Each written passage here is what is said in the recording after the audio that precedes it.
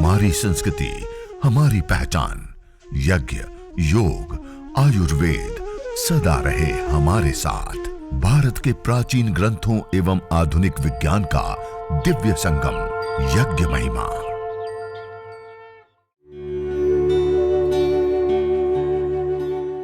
भारतीय संस्कृति में यज्ञ, योग एवं आयुर्वेद जैसी अमूल्य विद्याएं हैं, जिसका मूल है वेद।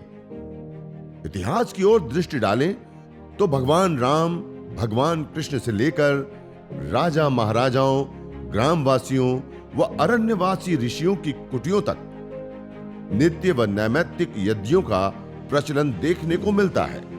ओम भूर्भुवस्वः तत्सवितुर्वरेण्यं भर्गो देवस्य धीमहि धियो यो न प्रचोदयात् स्वाहा। फिर इसके साथ सामग्री की आहुति। ओम भूर्भुवस्वः तत्सवितुर्वरेण्यं भर्गो देवस्य धीमहि धियो यो न प्रचोदयात् स्वाहा। ओम भूर्भुवस्वः तत्सवितुर्वरेण्यं भर्गो देवस्य धीमहि धियो यो नः प्रचोदयात् स्वाहा। ओम भूर्भुवस्वः तत्सवितुर्वरेण्यं भर्गो देवस्य धीमहि धियो यो नः प्रचोदयात् स्वाहा। ओम भूर्भुवस्वः तत्सवितुर्वरेण्यं भर्गो देवस्य धीमहि धियो यो नः प्रचोदयात् स्वाहा। ओम भूर्भुवस्वः तत्सवितुर्वरेण्यं भर्गो देवस्य धीमहि धियो यो नः प्रचोदयात् स्वाहा। ओम भूर्भुवस्वः तत्सवितुर्वरेण्यं भर्गो देवस्य धीमहि धियो यो नः प्रचोदयात् स्वाहा। ओम भूर्भुवस्वः तत्सवितुर्वरेण्यं भर्गो देवस्य धीमहि धियो यो नः प्रचोदयात् स्वाहा। ओम भूर्भुवस्वः तत्सवितुर्वरेण्यं भर्गो देवस्य धीमहि धियो यो नः प्रचोदयात् स्वाहा।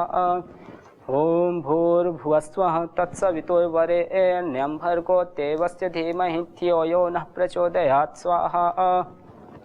ओम भूर्भुवस्वः तत्सवितुर्वरेण्यं भर्गो देवस्य धीमहि धियो यो नः प्रचोदयात् स्वाहा। ओम भूर्भुवस्वः तत्सवितुर्वरेण्यं भर्गो देवस्य धीमहि धियो यो नः प्रचोदयात् स्वाहा। ओम भूर्भुवस्वः तत्सवितुर्वरेण्यं भर्गो देवस्य धीमहि धियो यो नः प्रचोदयात् स्वाहा। ओम भूर्भुवस्वः तत्सवितुर्वरेण्यं भर्गो देवस्य धीमहि धियो यो नः प्रचोदयात् स्वाहा। ओम भूर्भुवस्वः तत्सवितुर्वरेण्यं भर्गो देवस्य धीमहि धियो यो नः प्रचोदयात् स्वाहा। अब अंतिम मंत्र, जो 16 आहुति की बात कही गई है, सामान्य जिससे कि सभी कर पाए, तो अंतिम मंत्र आइए। ओम भूर्भुवस्वः तत्सवितुर्वरेण्यं भर्गो देवस्य धीमहि धियो यो नः प्रचोदयात् स्वाहा। तो ये गायत्री मंत्र से हमने 16 आहुति समर्पित की। अब इसके पश्चात जो और यज्ञ के रूप में अनुष्ठान करना चाहे इसको, तो और अलग अलग जो मंत्र है, या गायत्री मंत्र से ही आप 31 आहुति है, 51 आहुति, या एक माला के बराबर 108 आहुति आप समर्पित कर सकते हैं। और जो समापन करना चाहे तो इसके बाद आप जो पूर्ण आहुति है उससे आप समर्पित कर सकते हैं। तो आइए हम समर्पित करेंगे। ओम सर्वं वै पूर्णगं स्वाहा। ओम सर्वं वै पूर्णगं स्वाहा।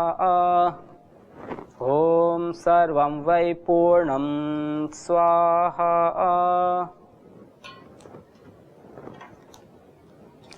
तो ये गायत्री यज्ञ हमने संपन्न किया, और इसमें कोई अधिक व्यक्तियों की आवश्यकता नहीं है कि हम सोचने लग जाएं कि सपरिवार ही हो, सपत्नीक हो, या कोई आसपास के व्यक्ति को बुलाकर, कोई पंडित को बुलाकर हम यज्ञ कर पाएंगे, ऐसा नहीं है। दैनिक यज्ञ जो अग्निहोत्र है वो आप प्रत्येक व्यक्ति कर सकते हैं। अभी आप मुझे देख रहे हैं कि एक बार हम घी की आहुति, फिर दूसरी बार हम सामग्री की आहुति। तो इस प्रकार से आप अकेले भी कहीं भी आप चाहे सेवा दे रहे हैं या विदेश में भी हैं, तो आप हर जगह आप छोटे से ये हवन कुंड, इससे भी और छोटा आता है, तो वो अपने बैग में लेकर आप कहीं पर भी इस प्रकार से छोटी आप लकड़ी ले लीजिए, थोड़ी सी घी ले लीजिए, थोड़ी सामग्री लेकर, और 16 आहुति आप देकर इस यज्ञ को संपन्न कर सकते हैं। तो ये हमने गायत्री मंत्रों से यज्ञ संपन्न किए। इसके बाद जो प्रार्थना करते हैं अलग अलग, और कि यह जो अग्नि है, जैसे ये प्रकाश स्वरूप वाला है, ये लपटे लेती हुई जो भी वस्तु है उसको अपने साथ तादाद में करती जाती है, और ये हमेशा ऊपर ऊर्ध्वागमन करती है ये। तो ऐसे इसका जो स्वभाव है, गतिशील स्वभाव है, तो उसी प्रकार से हम भी अपने जीवन को गतिशील बनाएं कि कभी भी ठहराव ना हो। जैसे जल ठहर जाता है तो उसमें गंदगी उत्पन्न हो जाती है, उसमें अन्य जो कीट इत्यादि है वो उत्पन्न हो जाते हैं।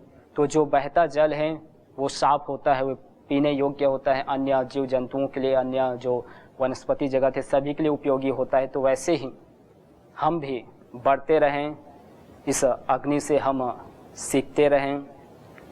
तो ये अग्नि का जो स्वभाव है आपको बताया, और ये तो फिर हमारे आयु को बढ़ाने वाले, हमारी इंद्रियों को, इसीलिए तो इसमें स्तुति की गई है वेद मंत्रों में कि आयुर यज्ञेन कल्पताम, प्राणो यज्ञेन कल्पताम, मनो यज्ञेन कल्पताम, चक्षुर यज्ञेन कल्पताम, श्रोत्रम यज्ञेन कल्पताम, आत्मा यज्ञेन कल्पताम, ब्रह्मा इति। तो संपूर्ण जो हमारा देह है और देह के अंदर बैठा हुआ जो यह चेतन तत्व है, यह चेतन तत्व भी इसी से पोषित होता है, इसी से ये और शुद्ध पवित्र होता है। क्योंकि हम जो इन इंद्रियों से देखते हैं, सुनते हैं, तो कहीं ना कहीं इन इंद्रियों के माध्यम से हमारे अंदर दोष भी पहुंच जाता है, कहीं ना कहीं हमारे अंदर मल भी प्रवेश कर जाता है। तो उन मलों को दूर करने का काम, उन जो विकार है उनको हरने का काम ये अग्नि करती है, ये यज्ञ करता है। तो आप मेरे पार्श्व में देख रहे होंगे, ये हमने आज कुछ और अलग सामग्री को यहाँ पर रखे हुए हैं, जिससे कि हम कहीं भी चलते फिरते इन औषधियों को पहचान पाएँ, इनके जो गुण धर्म स्वभाव उसको जान पाएँ, और इसका हम सेवन भी करें। काढ़ा के रूप में अलग अलग जो वटी आदि बनते उसके रूप में भी, और साथ में हवन के लिए तो आप देख रहे होंगे मेरे तरफ मेरे पार्श्व में ये हल्दी जो हमने गमले में रखे हुए हैं, तो इसको हरिद्रा भी कहते हैं। और चूँकि ये भी 2-3 प्रकार के हल्दी होती है, कुछ मोटी हल्दी होती, कुछ पतली, तो ये मोटी हल्दी है। तो उसी हल्दी का जो ठोस रूप है, जो कंद है, ये आप देख सकते हैं। तो इसको भी हम, यदि मैं खान पान की बात करूं तो ये तो अद्भुत है। और हमारी परंपरा में भी आप देखेंगे, जैसे गांव में हम देखने को हमको मिलता है कि जो हल्दी शादी में प्रयोग करते हैं, जो वर वधू है, आप उनके देखते हैं कि तेल हल्दी उनके शरीर में लगाया जाता है। तो उसके पीछे भी एक विज्ञान है, जिससे कि ये, क्योंकि ये हल्दी जो है ये त्वक विकारों को दूर करने वाली है। इसके अंदर वो सामर्थ्य है कि हमारे शरीर में कहीं पर भी कोई स्किन डिसीज या सोराइसिस, एक्जिमा, खुजली, दांत खाद इत्यादि जो भी है शरीर में, तो उन सबको ये हरने का काम करती है। इसीलिए कहीं ना कहीं हमारी परंपरा में भी हल्दी स्नान जो हम गांव में देखते हैं, आज भी परंपरा ये रही है कि शादी जब होनी होती है तो उससे पहले वर वधू को हल्दी से स्नान कराया जाता है। उनके शरीर, संपूर्ण शरीर में हल्दी को चुपड़ा जाता है, लेपन किया जाता है।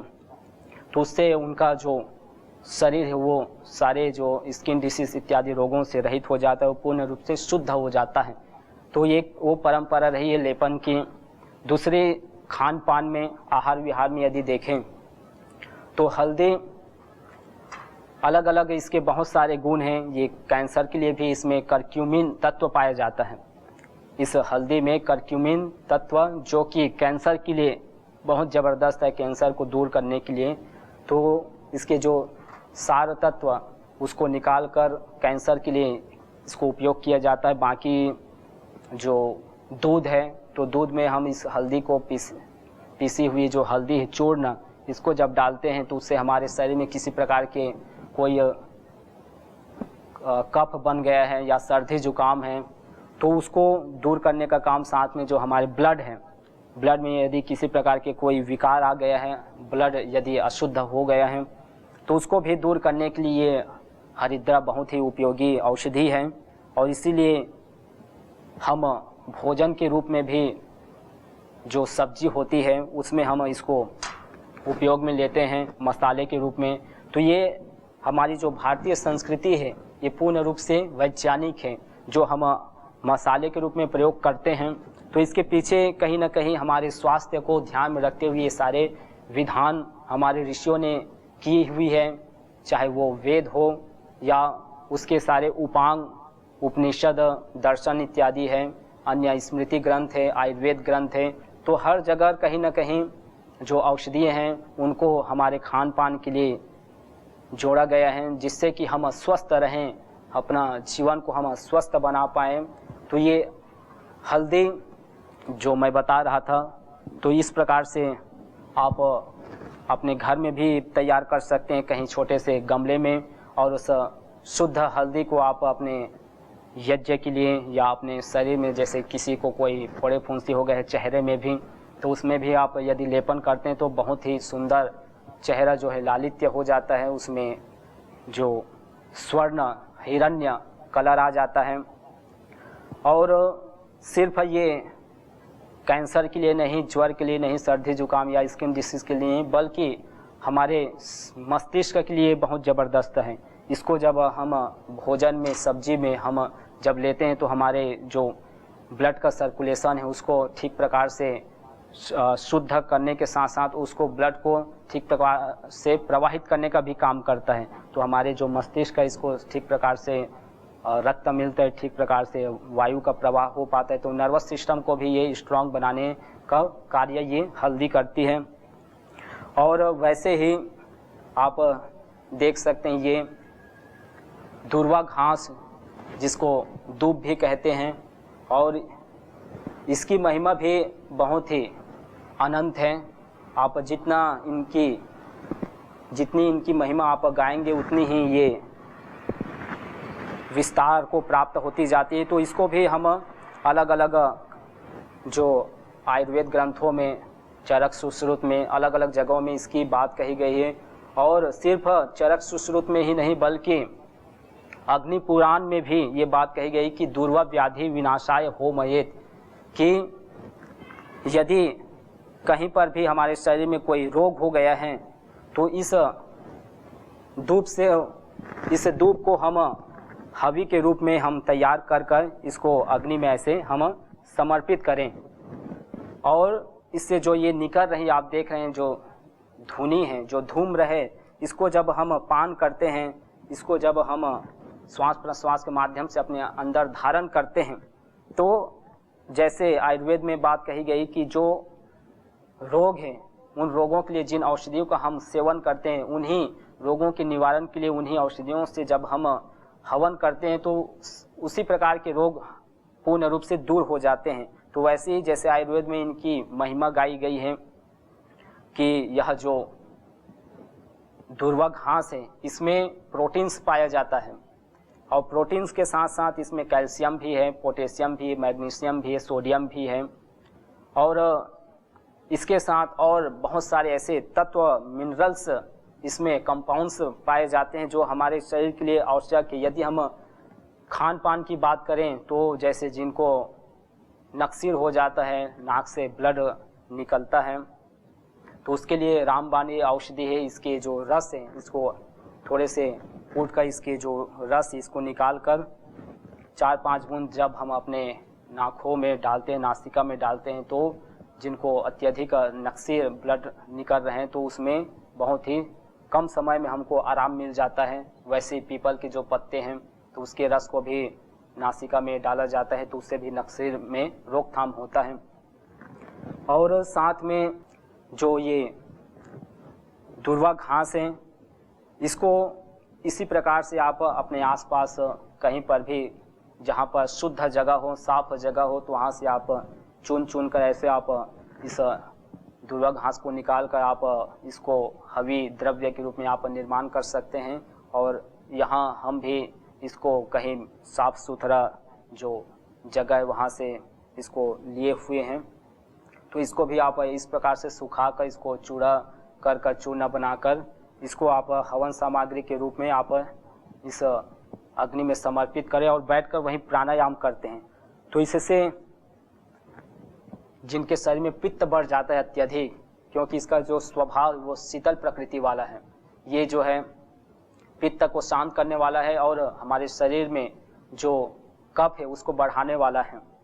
तो इस जो दुर्वा घास है, यदि किसी के शरीर में पित्त बढ़ जाता है अत्यधिक, जैसे गर्मी का सीजन आता है, गर्मी का समय आता है, तो उसके कारण से लू लग जाता है या अलग अलग कई प्रकार के उष्णता शरीर में बढ़ जाती है, तो उसको दूर करने के लिए ये आप दुर्वा घास का प्रयोग कर सकते हैं। इसका जो रस है उसको आप इस प्रकार से कुटाई कर भी आप एक कप निकाल कर उसको पी सकते हैं या जितने भी मिले। साथ में जैसे मैंने बताया सामने कि इसको आप हविर द्रव्य के रूप में आप प्रयोग कर सकते हैं। और एक आप देख सकते हैं, ये इसको अपामार बोलते हैं और इसके लिए तो जो हमारे चतुर्वेद हैं और उसमें जो जिसको विज्ञान वेद कहा जाता है, अथर्ववेद, ऐसे अथर्ववेद में इसकी महिमा बहुत ही विशाल गाई गई है और उसमें तो विशेष रूप से इसके लिए एक सूक्त ही बनाए गए हैं जिसमें अपामार सूक्त ऐसा नाम दिया गया है। और इसकी जो महिमा है वो इन औषधियों की तरह ही इसकी महिमा भी विशाल है। जब हम इसमें देखते हैं कि जिनके शरीर में यदि वंशानुगत कोई बीमारी आ गई है और वो किसी प्रकार से एलोपैथी इत्यादि अन्य जो होम्योपैथी है या अन्य जो भी स्वास्थ्य के लिए जो भी दवाई बनाई गई उससे यदि ट्रीटमेंट हम नहीं ले पा रहे हैं, नहीं ठीक हो रहे हैं, तो यदि इसको हम प्रयोग करते हैं आयुर्वेद के रूप में या आयुर्वेद के जो भाग ये हवन है, इसमें जब हम इसको धूम्र लेकर प्रयोग करते हैं तो निश्चित रूप से इसमें कई ऐसे लाभ इससे हुए हैं, लाभ प्राप्त किए हुए हैं, कई इससे लाभान्वित हुए हैं। तो इसमें जो बीज है, इस बीज में अलग अलग जो कंपाउंड से वो पाया जाता है। इसमें इसके साथ जैसे बीज है तो बीज में इसका तेल प्राप्त होता है हमको। इस तेल को अलग अलग औषधियों के लिए, साथ में जो मस्तिष्क संबंधी रोग है जैसे कि पार्किंस है या वात के कारण से जिनके शरीर में लकवा आ जाता है तो उसके लिए ज़बरदस्त है। और शुरू में मैंने बताया था कि जिनको शरीर में किसी प्रकार से कोई स्किन डिसीज हो गया है या गांठ हो गई है और गांठ के साथ साथ आर्थराइटिस, गठिया भी, जोड़ों में दर्द, तो इसके जो तेल है उसको लिया जाता है, प्रयोग किया जाता है, क्योंकि इसमें अलग अलग तत्व पाया जाता है। ओलिक एसिड पाया जाता है, इसमें ओमिक एसिड पाया जाता है, तो ऐसे बहुत सारे इसमें कंपाउंड्स पाया जाता है। तो इस प्रकार से इसके बीज से तेल प्राप्त कर इसको अलग अलग औषधियों में प्रयोग किया जाता है। और उसके साथ जो इसके पंचांग है जो हमने यहाँ पर तैयार किए हुए हैं, आप देख सकते हैं, ये हैं, ये पूर्ण रूप से पंचांग है। इसमें जड़ भी है, इसमें पत्तियाँ भी है, इसमें इसके बीज भी है, फल भी है, तो सभी प्रकार से इसमें पूर्ण रूप से पंचांग है। तो इसको भी हम अलग अलग औषधियों के रूप में प्रयोग करते हैं। अलग अलग हम इसको काढ़े के रूप में भी इसको लिया जाता है। और साथ में जो जिसलिए हम यहाँ पर ये आपको दिखा रहे हैं, तो मुख्य रूप से ये हवन के रूप में भी इसको लिया जाता है। तो आप इस प्रकार से इसको कठिन कर सुखा कर आप हवन द्रव्य आप तैयार कर सकते हैं। और हवन द्रव्य तैयार कर आप, जैसे मैंने रोगों को बताया कि ये मस्तिष्क के लिए जिनको उन्माद की स्थिति हो जाती, पागलपन, चिड़चिड़ापन या मस्तिष्क संबंधी पार्किंग से रोग हो जाते हैं या ब्रेन हेमरेज हो जाता है या अत्यधिक सिर वेदना, आधा शीशी, माइग्रेन पेन, ऐसी स्थिति में आप इसको यदि धुनी देते हैं और धुनी से जो उत्पन्न जो वायु है उसको यदि हम पान करते हैं तो निश्चित रूप से हमारा जो मन है वो पूर्ण रूप से शांत हो जाता है। जो मस्तिष्क फट रहा होता है या अत्यधिक पीड़ा, तो उसमें अत्यधिक हमको लाभ देखने को मिलता है। तो आप इस प्रकार से इसको प्रयोग कर सकते हैं। और अन्य जैसे रोग है, स्किन डिसीज़ है, तो उसमें भी आप इसकी जो भस्म है, इसको इस प्रकार से आप सामने देख रहे हैं, तो ये भस्म लगभग राख ऐस तैयार हो गई है। तो इसी प्रकार से इसको भी आप हवन द्रव्य के रूप में या फिर इसको ऐसे ही घी के साथ जलाकर जो भस्म बचे, उस भस्म को जब हम अपने शरीर में लेपन करते हैं तो किसी प्रकार के जो स्किन डिसीज है, सोराइसिस, एक्जिमा या कुष्ठ रोग जैसे जो घातक रोग है, तो उसमें भी बहुत अच्छा लाभ हमको मिलता है। यज्ञ अस्थमा से लेकर कैंसर जैसे जानलेवा रोगों से बचाने के साथ ही तनाव, अनिद्रा व अवसाद आदि मानसिक रोगों को दूर कर शांति व सौमनस्य प्रदान करता है। यज्ञ से विषैली गैसों में भारी मात्रा में कमी आती है व जानलेवा बैक्टीरिया, वायरस, फंगस आदि नष्ट होते हैं एवं रेडिएशन को भी कम करता है। यज्ञ भूमि की उर्वरा शक्ति एवं फसलों में एक्टिव कंपाउंड को बढ़ाता है तथा रोगों की रोकथाम भी करता है। यज्ञ कृषि से उत्पन्न अन्न, फल आदि उत्तम पोषक तत्वों से युक्त एवं स्वादिष्ट होते हैं। यज्ञ उत्तम वर्षा करने वाला तथा जलाशयों का शोधन करने वाला होता है। यज्ञ जड़ एवं चेतन दोनों में सात्विकता का संचार करता है। यज्ञ जहां भौतिक ऐश्वर्य एवं पुण्यों को प्रदान करता है, वहीं आध्यात्मिक जीवन में मानवीय चेतना का उत्कर्ष करके अतिमानस चेतना की ओर अग्रसर करता है। यज्ञ भारतीय संस्कृति की मुकुट मणि है, प्रतीक है, मूल है। मानव जीवन के हर पहलू के साथ यज्ञ जुड़ा हुआ है, चाहे वह संस्कार, चाहे पूजा पाठ या फिर पर्व से लेकर हर शुभ अशुभ अवसरों में भी यज्ञ करने की सार्वभौमिक, वैज्ञानिक एवं पंथ निरपेक्ष पावनी परंपरा रही है। आइए हम संकल्प लें, संसार के श्रेष्ठतम कर्म यज्ञ को अपनाएं। पिंड और ब्रह्मांड में संतुलन कायम करने वाले यज्ञ को अपने जीवन का अभिन्न अंग बनाएं एवं प्रकृति मां के प्रति अपने ऋणों को अदा करें। विश्व स्वास्थ्य का एक नारा, यज्ञ से होगा जग उजियारा।